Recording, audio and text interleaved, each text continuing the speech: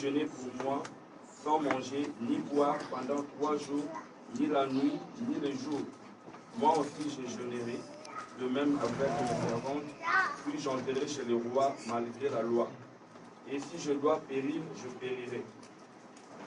Que Dieu vous bénisse, mon frère. Ici, c'est Israël.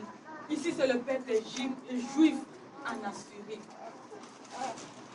Dans le temps du roi Assyrie, il y avait une loi. Il y avait une loi qu'on avait signée. On devait éliminer tous les juifs qui étaient en Assyrie. Accord d'Aman, qui était l'ennemi de Mardoché. Et lorsque Mardoché a écouté cette parole, qu'on a signé un décret pour éliminer tous les juifs, Mardoché a déchiré ses habits. Et il est parti chercher sa nièce. Il est parti chercher Esther, qui était devenue la femme du roi, en le disant qu'aujourd'hui on a signé le décret pour éliminer tous les juifs qui habitent ce pays. Malgré toi, tu es devenue reine, mais ton peuple est exposé à la mort à cause de ce décret qu'on a signé. Alors Mardoché priait. Et il a promis même à Esther que toi, si tu crois que comme tu es là, si cette citation ne te concerne pas, mais sache là que cette famille aussi t'appartient. Mais si toi tu n'interviens pas, l'Éternel aussi va intervenir en notre faveur. Et Esther était touchée. Elle ne savait pas quoi faire pour leur sortir de cette citation. Mais il a dit à ce serviteur d'aller dire à Mardoché que vous là-bas vous allez prier. Et moi aussi ici, je vais prier. En fait que vous et nous, que nous soyons tous ensemble pour avoir la solution sur cette citation. Et on nous dit ici, dans l'air temps, il y avait plusieurs femmes. Et avant d'aller chez le roi, il faut avoir l'accès. Où il y avait tellement de programmes. Si aujourd'hui, cette semaine, on te dit que c'est toi qui auras l'accès au roi, tu seras là. Mais si c'est non, tu n'as pas le pouvoir d'aller visiter le roi ou d'aller franchir le mille là où le roi était. Mais le jour-là, lorsque Esther a cherché l'Éternel, lorsque Esther, parce qu'elle avait besoin de la solution, c'est ce qui s'est passé dans la vie de son peuple, elle a risqué. Elle a constaté l'Éternel, malgré que ce n'était pas son jour, mais elle a accepté d'aller là où le roi était. Pourquoi elle a fait la décision que ma famille ne peut pas mourir. Mes frères et sœurs, ils ont droit de vivre. Si moi je suis dans le cour royal, c'est Dieu qui a permis que je sois là. Alors je ne peux pas voir de mes propres yeux que toute ma famille soit éliminée parce que moi ici je suis heureuse. Je dois risquer. Et Esther a eu la décision, malgré que ce n'était pas son jour, mais elle a eu la décision d'aller chercher le roi pour exposer son cas. À cause de cette décision, on nous dit, lorsque Esther avait parlé au roi, et le roi lui avait donné l'accès. Et si tu continues à la maison de lire toute cette histoire, tu verras que le roi avait éliminé les décrets qu'on avait écrits pour détruire tous les peuples juifs. Je te demande d'être connecté, mon frère, ma soeur. On est à l'église. Nous avons besoin de la liberté. Nous avons besoin de cette seconde vie. Il y a les décrets qui sont signés au camp de nos ennemis. Mais ces décrets, cela fera changer en bien si seulement si nous allons décider de risquer même notre vie. Parce que Esther, elle avait risqué. Elle n'avait pas accès parce que ce n'était pas l'air de son temps. Mais elle a risqué d'aller franchir les murs qu'on avait mis devant le roi pour avoir la solution sur son problème. Décide, mon frère. Si tu veux t'en sortir pour cette citation, si tu veux t'en sortir pour ce que tu ressens, si tu veux t'en sortir pour ce qui se passe dans ta famille, prends la décision. Prends une bonne décision. Cette décision va apporter la délivrance de ta vie, va apporter la délivrance de ta famille, va apporter la délivrance de tes enfants. Mais jusque-là, si tu ne décides pas, vous allez périr. Toi et ta famille, tu vas périr. Parce que cette décision demande que toi, c'est une petite décision. Parce que la Bible nous dit, si quelqu'un reçoit Christ dans sa vie, il sauvera aussi les membres de sa famille. Ta décision peut sauver aussi ta famille. Ta décision peut sauver aussi tes enfants. Ta décision peut sauver ton mari, ta femme. Prends une bonne décision.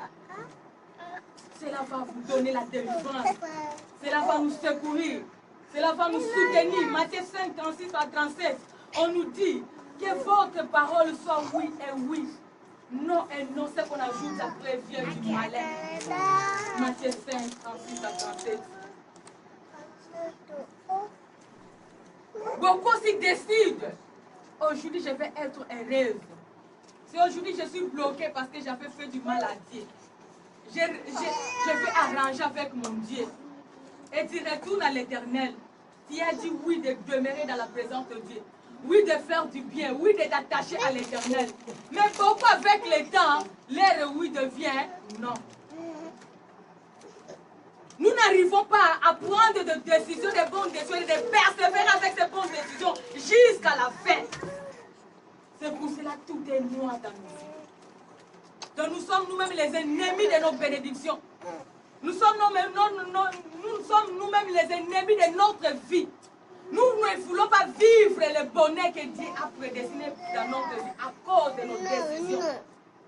Beaucoup même le diable, là où il se trouve, il connaît que la personne, il a même dit aussi que ça, j'abandonne cela. Il sait seulement qu'après 2 heures, il a 3 heures, 4, la personne va revenir.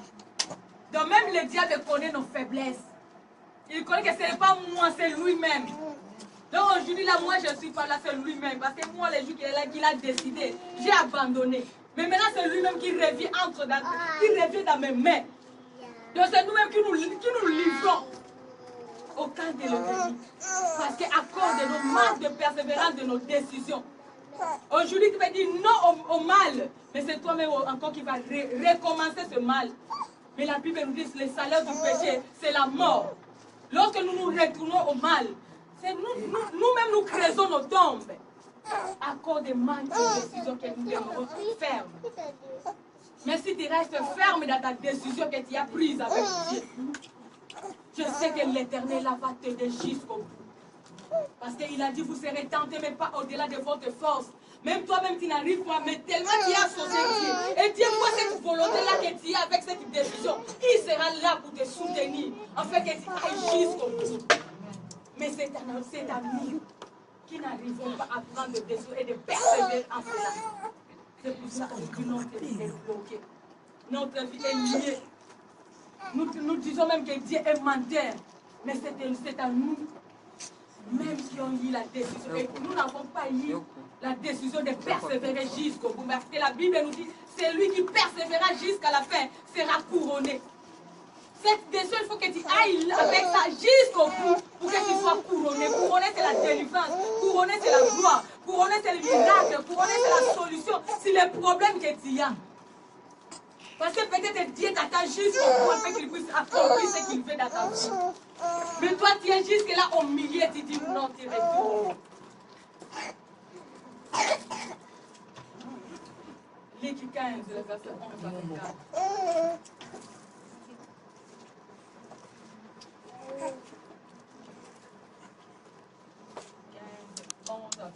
Je sais que chacun de nous connaît cette histoire. L'enfant prodigue. L'histoire de cet enfant qui s'est révélé.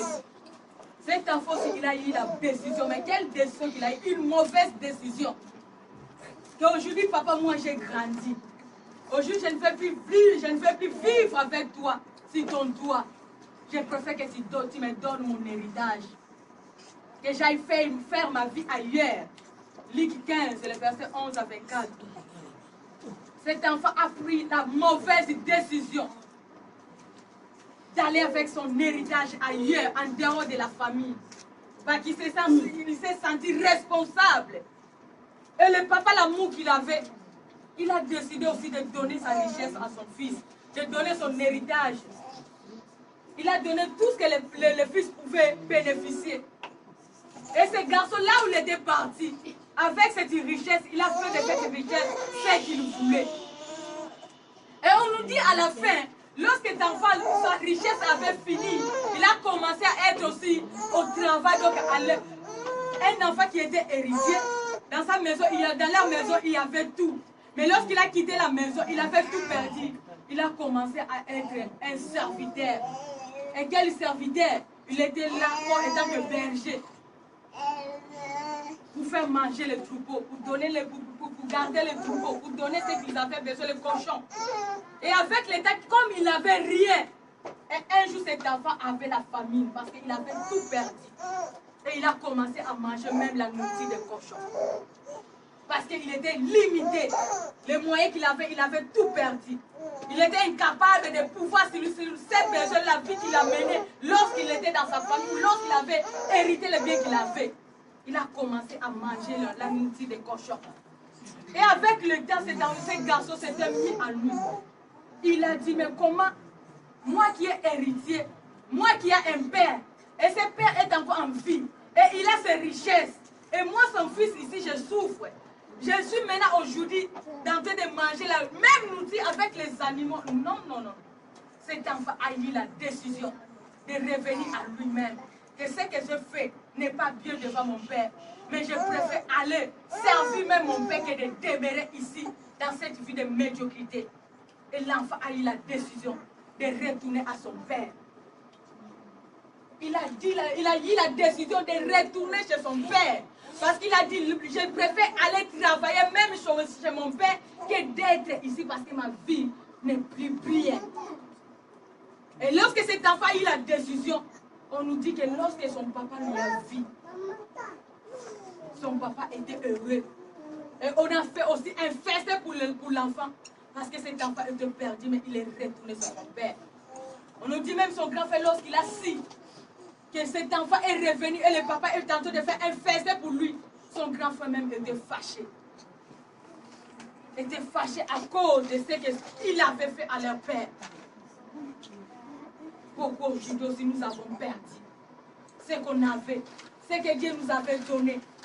Parce que nous avons eu la décision. J'avais besoin du mariage. Mais comme j'ai déjà eu le mariage, qu'est-ce que je vais faire encore avec Dieu? J'avais besoin de l'argent. Aujourd'hui, j'ai l'argent. Qu'est-ce que je vais faire encore avec mon Dieu? Il n'y avait pas encore le temps, mais Dieu a précipité même à Dieu. Qu'aujourd'hui, moi, je ne peux plus vivre dans cette condition. Donne-moi ma part. Et Dieu aussi t'a exaucé la volonté permissive. Dieu a permis qu'aujourd'hui, que tu puisses avoir ce que tu avais demandé. Mais avec le temps, tu as perdu cela. Mais avec le temps, peut-être tout est bloqué. Maintenant, rien ne va. Mais Dieu est en train de te regarder. Tu avais eu la mauvaise décision. Oui, il t'a permis que tu puisses en avoir. Mais aujourd'hui, tout est bloqué. Est-ce que nous ne pouvons plus avoir encore une bonne décision de retourner à l'éternel, notre Dieu? Parce que Dieu attend de moi pour nous donner encore plus que même ce que nous avons perdu. Mais nous nous demeurons là, dans les maisons de cochons. Nous mangeons n'importe quoi, malgré que ce n'est pas à notre besoin. Mais nous sommes imposés parce que nous n'arrivons pas à prendre la décision de retourner à notre Père. Cet enfant a eu la décision. Oui, j'avais décidé de demander mon héritage, mais j'ai tout perdu. Il faut que je reconnaisse ce que je fais. Je prends maintenant la décision de retourner à mon Père. Je sais qu'il est mon Père, il ne m'abandonnera jamais. Cet enfant a osé. Avec cette décision, Dieu l'a soutenu. Mais jusqu'à ce niveau, nous n'arrivons pas. Dieu veut que nous puissions décider. Nous allons nous sortir de toutes les situations que nous vivons aujourd'hui, même dans nos familles. Dieu a besoin de nous recevoir tels que nous sommes. Parce qu'il a dit, venez à moi tels que vous êtes. Reconnais seulement. Reconnais seulement et reviens à l'éternel. Tu seras couronné. Et même les gens là qui t'ont humilié parce que tu avais la richesse, tu avais la gloire, tu avais tout, tu as perdu. Ils sont en train de te rier, ils sont en train de te moquer. Mais si toi tu reviens à l'éternel, l'éternel va encore te couronner de gloire. Et ces gens-là changeront ta vie. Nous voyons que cet enfant, malgré son frère, s'est rebellé. Il était fâché. Mais j'ai t'assure que le jour-là, son père avait acheté un robe nouveau. Il était revêtu de l'habit de gloire. Toi aussi, si tu reviens à l'éternel, l'éternel va te revêtir encore. Il va te donner encore une seconde vie. Il va encore restituer ce que tu avais perdu parce qu'il a dit, il restituera les années dévorées par les sauterelles. Ce que tu as perdu à cause de tes sentiments. Ce que tu as perdu à cause de la manque de la sagesse. Ce que tu as perdu parce que tu te dis que tu es maintenant au top. Mais si tu reviens à l'éternel, si tu t'humilies devant Dieu, Dieu est capable encore de faire quelque chose. Alléluia.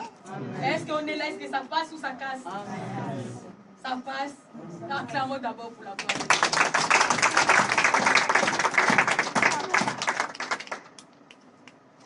Marc 5, 25 à 24. Marc 5. Marc 5.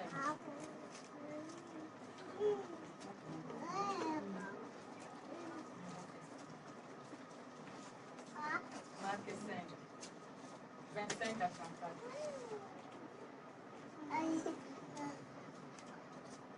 Or, il y avait une femme atteinte d'une perte de sang depuis 12 ans. Elle avait beaucoup souffert entre les mains de plusieurs médecins. Elle avait dépensé tout ce qu'elle possédait et elle n'avait éprouvé aucun soulagement, mais était allée plutôt en empirant. Ayant entendu parler de Jésus, elle vint dans la foule par derrière et toucha son vêtement. Car elle disait, si je puis seulement toucher les vêtements, je serai guérie. Au même instant, la perte de sang s'arrêta et elle sentit dans son corps qu'elle était guérie de son mal. Jésus connut aussitôt en lui-même